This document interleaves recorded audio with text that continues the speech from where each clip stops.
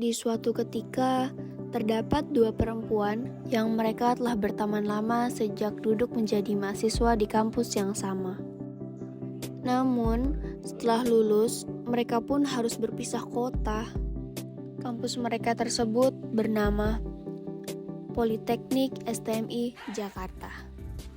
Hingga tepat di suatu hari, mereka pun mendapat kesempatan untuk bertemu, dikarenakan salah satu dari mereka harus mengambil suatu barang yang telah dititipkannya. Pertemuan itu pun dibalut dengan pembahasan mengenai usaha batik keluarga salah satu mereka dan adanya inovasi untuk melakukan ekspor usaha tersebut. Assalamualaikum warahmatullahi wabarakatuh. Kami dari kelompok 15, saya Natania Putri dengan NIM 1721020. Saya Feni Warasuti dengan NIM 1721003. Kami di sini akan membuat tugas video untuk memenuhi mata kuliah Perdagangan Internasional Dengan dosen pengaku Bapak Ngalisan Sitorus. Enjoy the video!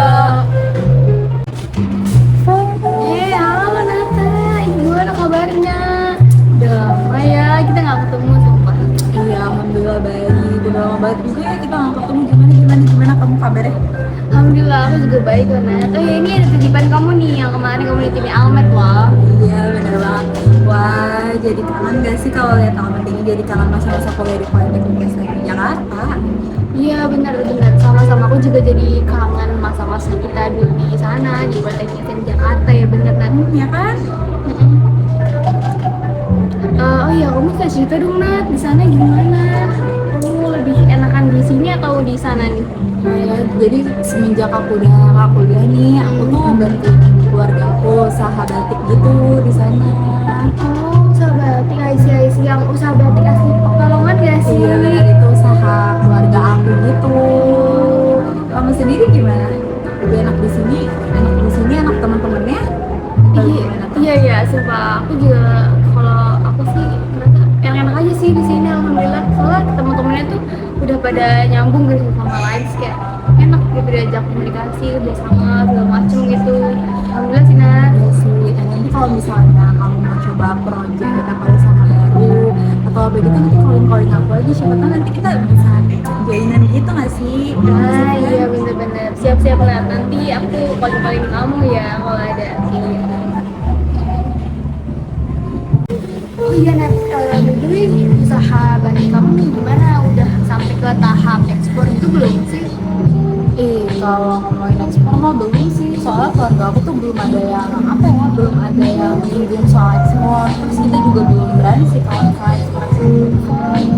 Oh iya kan Nat, sumpah itu sayang banget karena kan aku juga kebetulan sekarang lagi fokus kerja di perusahaan bidang ekspor impor ya. Terus gimana kalau misalnya aku nanti coba pelajari juga di sana kayak step by stepnya itu gimana sih si perusahaan ini tuh ngediriin usahanya bisa masuk ke ekspor gitu Nat. Kayaknya nggak usah dulu deh kan, soalnya aku juga belum sih usaha aku tuh belum ada kepikiran buat ngambil ekspor gitu sih. Oh, tapi gak apa tuh Nat, justru kita kayak riset aja gitu kecil-kecilan dulu karena menurut aku juga kalau misalnya semakin cepat itu semakin baik gitu kalau misalnya buat ngerisetnya. Ya, tapi aku tuh juga belum terlalu tahu sesuatu, jadi kalau misalnya mau ngambil ekspor itu kayak Oh, hai Nat, enggak sumpah. Aku yakin kok pasti kita bisa usaha kamu tuh bisa juga masuk ke ekspor. Tapi bentar. Kenapa aku yang excited kayak gini ya? Astagfirullah, kenapa ya? Aku juga punya ketertarikan dari dulu sih Nat, kalau misalnya udah nemuin suatu usaha baru nih, usaha temen atau siapapun gitu ya. Terus kalau menurut aku juga dia tuh punya produk yang berpeluang masuk ekspor, aku tuh kayak gini suka excited sendiri kayak gitu loh.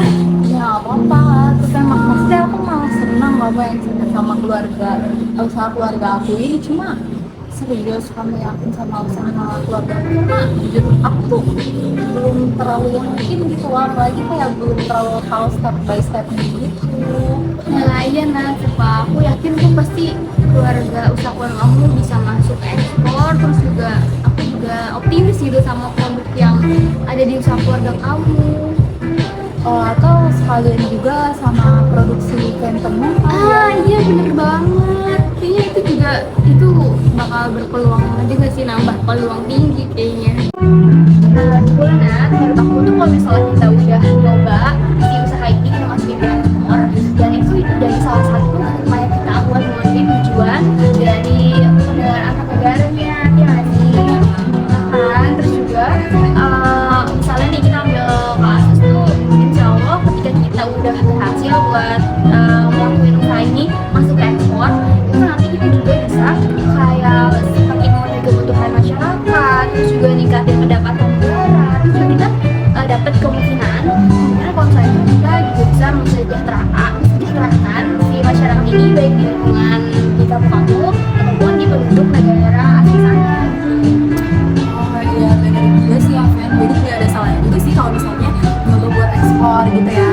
Mungkin kita coba aja kali ya. Ya iya lah, bener-bener kayaknya kita emang harus nyoba aja sih. Terus juga kan kita sebagai pihak eksportir nih, kita sebagai pihak eksportir kan pasti ke depannya kita selalu mikirin nih gimana peluangnya, gimana caranya si usaha kita ini tuh bisa berkelanjutan dan berkesinambungan, nanti misalnya itu punya pasar yang lebih luas lagi di ekspornya, terus kita juga bisa ningkatin profit usaha kita di sana gitu.